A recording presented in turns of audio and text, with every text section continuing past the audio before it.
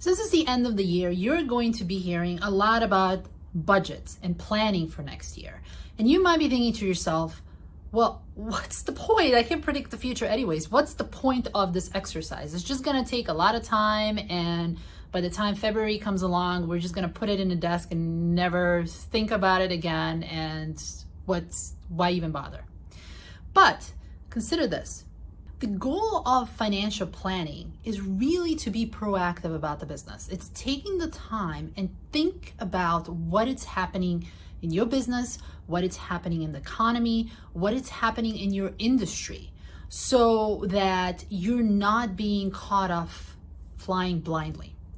And the point is that you're using the resources that you have in your business, whether that would be financial resources, human resources, any other tangible resources such as equipment, any intangible resources you have such as patents, copyrights, or whatever you might have in the business.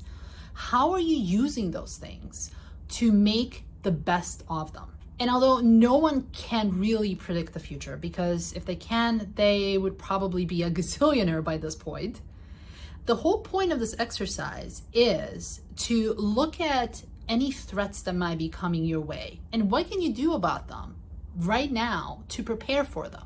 And the best way to minimize them is to prepare. And then there's the flip side of that is, can you see opportunities in your business? Can you see opportunities to maybe go into another market? Can you see opportunities to serve another clientele? Can you see opportunities for anything else that you might not have thought about? So this gives you a good exercise of all these different pieces that you can take a look at. It's not just about putting the numbers together. It's taking the time to think about your business strategically for the next year. What can you do? What can you minimize? What can you maximize? What are some of the things that you should be doing in the business that you maybe not be doing? And what are some of the things that you should stop doing in the business? Because everything that you do in the business, every single thing that you do in the business will eventually end up in your numbers. And budgeting is a good exercise to identify all of those pieces. So take the time to go and do it.